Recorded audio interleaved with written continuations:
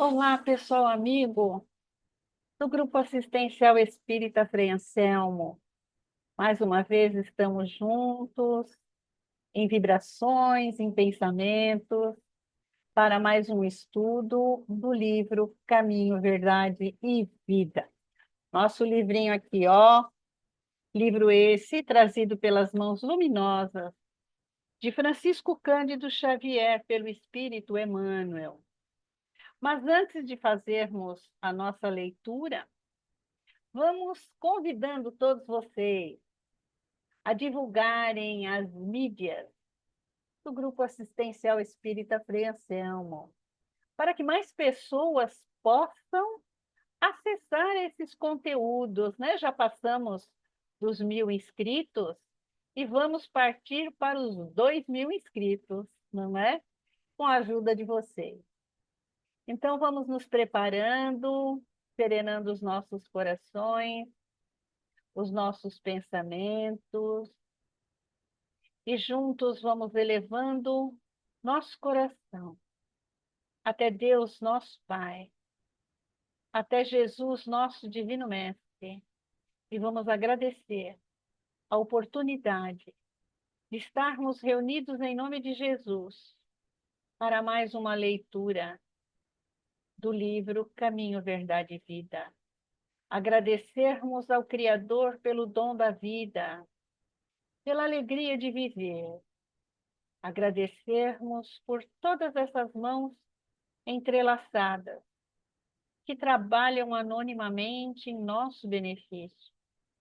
E agradecidos que estamos, vamos rogar ao nosso Mestre Jesus que seja conosco e que esteja conosco hoje, agora e sempre. Que assim seja. Muito bem, caríssimos. Olha, que lição maravilhosa, né? Como todas. Eu estava agora há pouco lendo uma lição do Fonte Viva, também uma lição belíssima, né? Nós temos tantas ferramentas para nos melhorarmos, para evoluir. Basta a gente colocar as nossas mãos trabalhando, né? Para que a gente possa melhorar a nós mesmos. Tem um trecho do Evangelho que diz assim, que muitas vezes a ferramenta em mãos inadequadas, ela vai enferrujar. Muitas vezes vai até agredir, né, aquele que a colocou nas mãos. Então, vejam só, nossa ferramenta do espírita, é o estudo, a prática do bem, do amor e da caridade, né? Então, vamos lá. Lição 172 do livro Caminho, Verdade e Vida. A lição tem por título Lágrimas. Vinde a mim, todos que estáis cansados e oprimidos, e eu vos aliviarei. Jesus está em Mateus, no capítulo 11, no versículo 28. Só aqui nessa epígrafe, né, a gente já vai parar um pouquinho. Vocês estão acostumados comigo, né, gente? A gente vai lendo um pouquinho e comentando um pouquinho até o final da lição. Se eu me lembrar de alguma história, vai uma história no meio aí também, não é? Então vamos lá, pessoal. Nessa epígrafe aqui, a gente já pode ver claramente que Jesus diz assim: vinde a mim, para que a gente vá até Jesus, para que a gente tenha a humildade de reconhecer que nós sozinhos não podemos absolutamente nada. Então vamos rogar a Jesus socorro, rogar a Jesus o amparo para as nossas necessidades cotidianas, para as nossas necessidades de vida que todos nós temos. Ir até Jesus com o nosso coração aberto, como diz Paulo, mesmo com os joelhos desconjuntados e com os pés cansados, caminhai, caminhemos, né? Caminhemos, mas sempre com aquela consciência de que Jesus pode nos auxiliar, pode enviar os seus mensageiros de luz para nos auxiliar. Mas basta pedir, basta querer ir até Jesus. Nós precisamos ter o merecimento, nós precisamos ter obras para podermos merecer, né? Vamos continuar aqui, abrindo a nossa lição. Ninguém como Cristo espalhou na terra tanta alegria e fortaleza de ânimo. Com certeza. As lições de Jesus, todas elas nos elevam.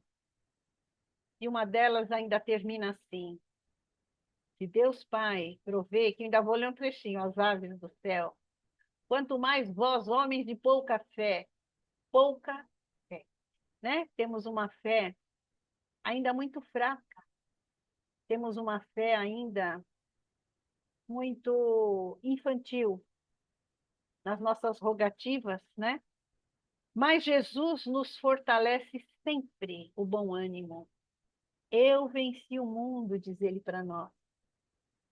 E nós também podemos vencer o mundo, vencendo a nós mesmos, né? Vamos vencer o mundo. Então vamos lá. Reconhecendo isso, muitos discípulos amontoam argumentos contra a lágrima e abominam as expressões de sofrimento. Então a gente vê sim, né? O pessoal dizendo assim: não, mas porque você chora, não deve chorar.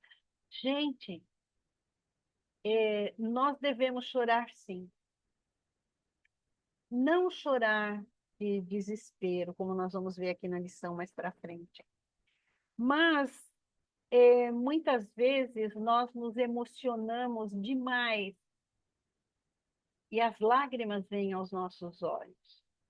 Não somente lágrimas de tristeza, mas lágrimas de comoção diante de um fato. Quando nós ouvimos uma música que nos lembra um passado, nos traz saudade, muitas vezes os nossos olhos se enchem de lágrimas, porque recordamos de uma pessoa querida que já está no outro plano da vida. Chorar de saudade, chorar de alegria é melhor, né? Chorar de alegria, chorar de saudade, chorar por uma emoção, né? Quantas vezes, né, quando a gente vê uma cerimônia de casamento, os pais ali agradecidos, chorando, num nascimento, é um choro de alegria, não é um choro de tristeza. Então, nem sempre as nossas lágrimas serão de sofrimento.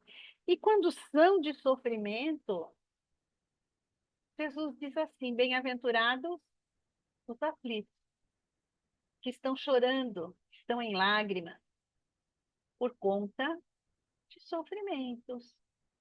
Não estão agredindo por conta dos sofrimentos, mas chorando. Silenciosos. Muitas vezes nós choramos sem lágrimas. Choramos com o coração, não é verdade? Nosso coração chora, mas sem que as lágrimas caiam dos nossos olhos. O paraíso já estaria na terra se ninguém tivesse razões para chorar. E todos nós temos razões de vez em quando para chorar, né? Como acabei de dizer, vários tipos de lágrimas. Vários tipos de lágrimas. Então, nós temos motivo, sim, para chorar. Considerando assim, Jesus, que era o mestre da confiança e do otimismo, chamava ao seu coração todos os que estivessem cansados, oprimidos, sob o peso de desenganos terrestres. Como é que um pai ou uma mãe não vai chorar quando vê um filho em dificuldade? E muitas vezes nós vemos os nossos filhos em dificuldades e não podemos fazer nada com as nossas mãos, mas podemos fazer com a nossa vibração, com o nosso coração. Muitas vezes nós vemos um animalzinho nosso doméstico sofrendo. Nós também chegamos às lágrimas, né? Então são cansaços. coisas que fogem do nosso concurso, são sofrimentos que nós vamos passando no nosso dia a dia, na nossa vida, né? Não, tem muitos sofrimentos grandiosos. Quem trabalha no atendimento fraterno sabe disso. Quanto sofrimento a gente vê, ouve, quando a gente está ali naquela salinha do atendimento fraterno, né? A gente ouve muito sofrimento e a gente agradece tanto a Deus por termos nascido com os pais que nascemos, termos tido um lar. Mesmo que esse lar não fosse aquilo que nós desejaríamos que fosse, mas foi um lar. Tivemos uma educação, alimento, roupa, agasalho, né? E mesmo assim a gente ainda reclama. E poderia ter sido melhor. Melhor aos nossos olhos, mas e o nosso merecimento? Vamos lá. Não amaldiçoou os tristes, convocou-os à consolação. Então vejam só, tristes não são desesperados. São pessoas que estão em sofrimento, com o coração chorando, como disse há pouco, com tristezas profundas, por questões que não sabemos, ou às vezes sabemos e até julgamos, mas nós não estamos dentro do outro para saber o que aquilo está causando de sofrimento e de lágrima, né? Talvez se estivéssemos no lugar daquele que está em sofrimento, estaríamos desesperados e não somente tristes. Muita gente acredita na lágrima sintoma de fraqueza espiritual. No entanto, Maria soluçou no Calvário. Que mãe não teria soluçado desesperadamente ao ver ali o seu filho sendo supliciado sem motivo nenhum e condenado à morte? Pedro lastimou-se depois da negação. Quando cai em si, Pedro chora, né? Quando ele nega a Jesus 3 vezes. Mas Jesus, depois, quando ele retorna em corpo espiritual, que ele está com Pedro, ele diz: Pedro, tu me amas? E Pedro responde: amo, Senhor. Jesus pergunta novamente: Pedro, tu me amas? Pedro responde: sabes que eu amo, Senhor. E Jesus pergunta novamente: Pedro, tu me amas? E Pedro, em lágrimas, responde: sim, eu te amo. E Jesus diz: apacenta as minhas ovelhas. Então, essa fala de Jesus, 3 vezes a Pedro, mostrando a ele que o amor, como diz mesmo depois Pedro, cobre a multidão dos pecados. Então, Jesus 3 vezes pergunta a Pedro se ele o ama, e Pedro afirma que sim, para que ele se liberte das 3 negações que ele havia feito. Então, vamos lá. Por isso que Pedro chora. Chora no ato e chora depois com o mestre. Paulo mergulhou-se em pranto às portas de Damasco. Ver Jesus, ouvir sua voz.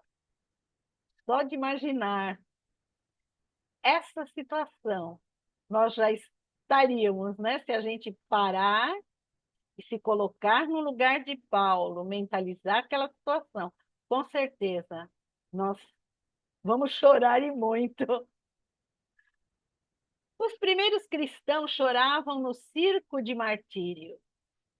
Choravam por vários motivos, né?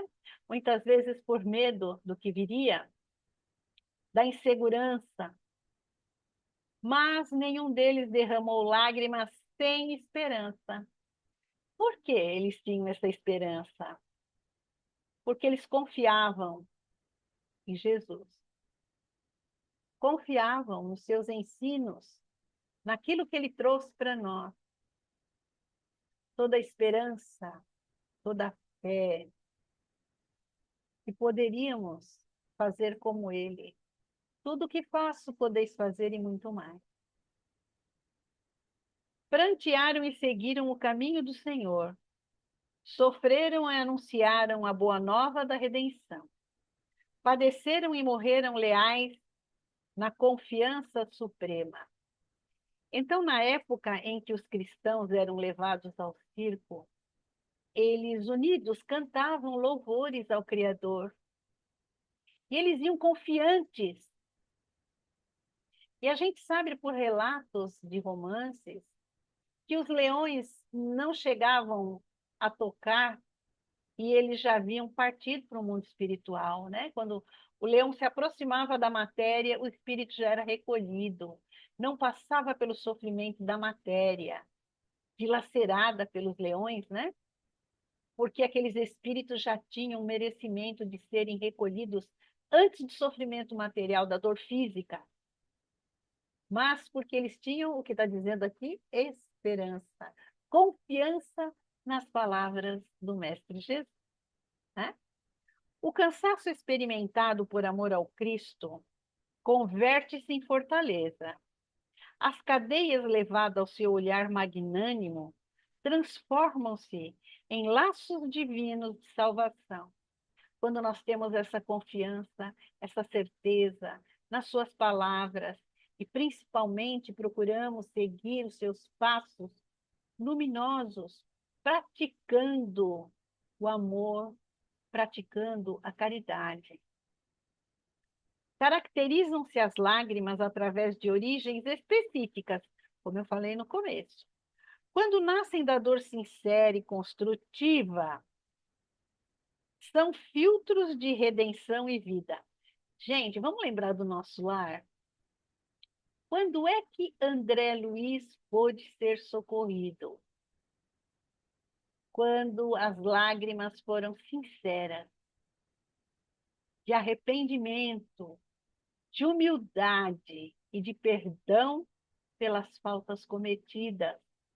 A sua consciência o estava cobrando das atitudes impensadas, do tempo desperdiçado em coisas fúteis, em vícios, apegos materiais, né? Que infelizmente nós temos também. Mas quando ele chorou, mas quando as lágrimas verteram em forma de arrependimento e humildade, arrependimento sincero, humildade, imediatamente nosso irmão André Luiz foi socorrido e traz isso para nós. Traz para nós. Que ele foi sim socorrido quando a sinceridade e aquela vontade de refazer, fazer bem feito aquilo que ele não tinha feito, trouxe ao seu coração todo aquele arrependimento. E aí ele pôde seguir o caminho, né, da evolução. No entanto, se procede do desespero, são venenos mortais. É que eu estava falando ali no começo da nossa leitura. Muitas vezes são vertidas lágrimas de ódio, de raiva, porque não foi feita a nossa vontade, ou por culpar o outro por alguma situação que nós estamos vivendo, nós choramos de ódio, odiando aquela criatura, odiando aquela situação. Então é o veneno que está vertendo, né? Porque esse veneno, ele já contaminou todo o nosso ser. Porque é isso que o ódio faz conosco. Ele contamina todo o nosso ser. Nosso ser fica completamente contaminado, escuro, em desespero, né?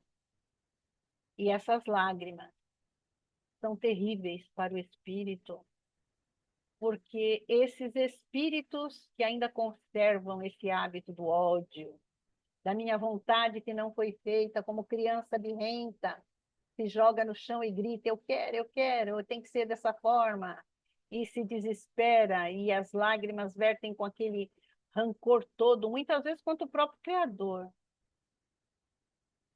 Então, como diz Jesus para nós, devemos chorar sim, mas aquele choro bom, é? Aquele choro emocionado, de alegria, aquele choro de gratidão ao Mestre, aos amigos espirituais, quando nós muitas vezes somos beneficiados e sentimos aquele benefício chegando até nós, chorar de agradecimento, de comoção, lágrimas de gratidão, quando o nosso coração cansado recebe uma dádiva divina, através das mãos desses amigos espirituais, nós recebemos tantas. Então, caríssimo, quando nós estamos em sofrimento, muitas vezes somos nós mesmos, né, que promovemos esse sofrimento. No capítulo 5º do Evangelho segundo o Espiritismo, que tem por título Bem-aventurados os aflitos, no item 4, causas atuais das aflições, então os espíritos amigos vão nos dizer assim: quantos homens caem no seu próprio erro? Quantos são vítimas da sua imprevidência, do seu orgulho, da sua ambição e vertem lágrimas? Quantas pessoas arruinadas por falta de ordem, de perseverança, pela má conduta ou por não ter imposto limites aos seus desejos? Então, muitas vezes, nossos desejos não são satisfeitos e nós choramos. Porque estamos ainda naquela infância, né? Espiritual. Não compreendemos ainda que estamos aqui em aprendizado, não em sofrimento, mas em aprendizado. E esse aprendizado, muitas vezes, ele é doloroso,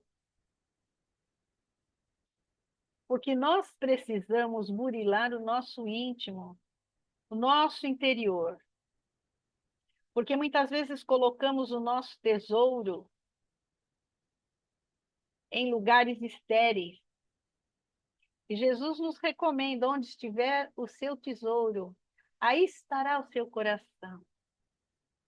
Então, o nosso coração está em locais que muitas vezes vão nos trazer lágrimas por conta dos nossos desejos, né?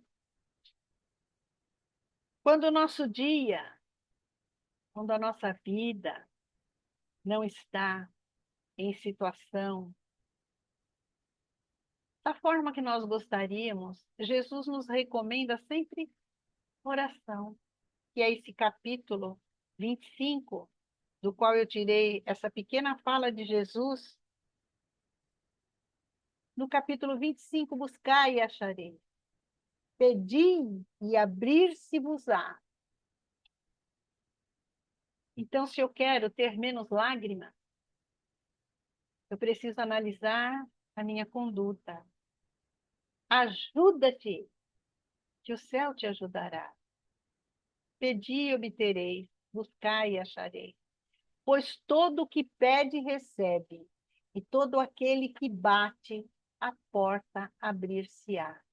Mas para que essa porta se abra, é preciso que primeiro abramos a porta do nosso coração, porque só iremos receber aquilo que eu der. Só se secarão minhas lágrimas pelo tanto de lágrimas que eu tiver secado. Não é assim? Quanto mais consolo eu proporcionar, mais consolo eu terei. Quanto mais amor eu terei. É por isso que estamos aqui a caminho. É por isso que estamos seguindo os passos de Jesus. Para que a gente evite as lágrimas, amparando aqueles que choram, que sofrem, que sentem dores nos dois planos de vida. Lembrarmos que a oração, ela abre portas para o buscar e acharei.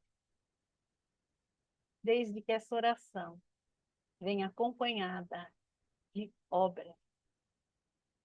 Quando a gente fala em obra, né, a gente muitas vezes imagina, mas o que é que eu posso fazer? Ombro amigo, conversa amiga, levar para a casa espírita um colega que está em dificuldade, secar lágrimas, enfim, né? Porque nós negamos a Jesus muitas vezes, como Pedro. Negamos a Jesus.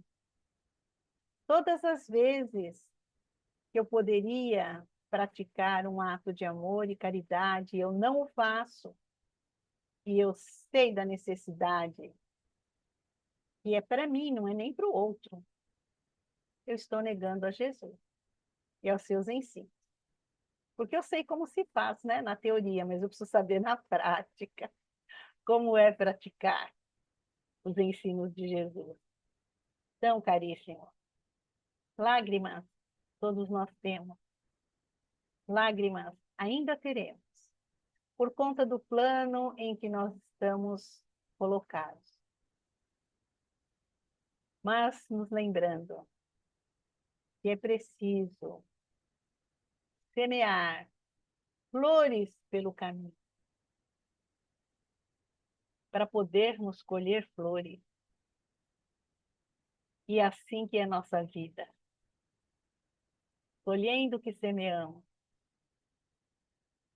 para um caminho florido. As primeiras flores somos nós que precisamos plantar, semear, adubar a terra, regar, para podermos sentir o aroma da flor. Para que o nosso caminho seja florido, é preciso o cultivo das boas atitudes que vem de dentro do nosso coração. Caríssimo, muito obrigada por terem estado comigo nessa oportunidade. E vamos juntos rogar ao nosso Mestre Jesus que derrame sobre nós suas bênçãos, sua luz, e derrame sobre tudo que o Pai criou, tudo que o Pai permitiu que fosse criado, a tua luz e a tua paz. Amigos queridos, vamos divulgar as mídias do nosso grupo assistencial Espírita Freancel. Gratidão a todos e por tudo. Fiquem na paz de Deus.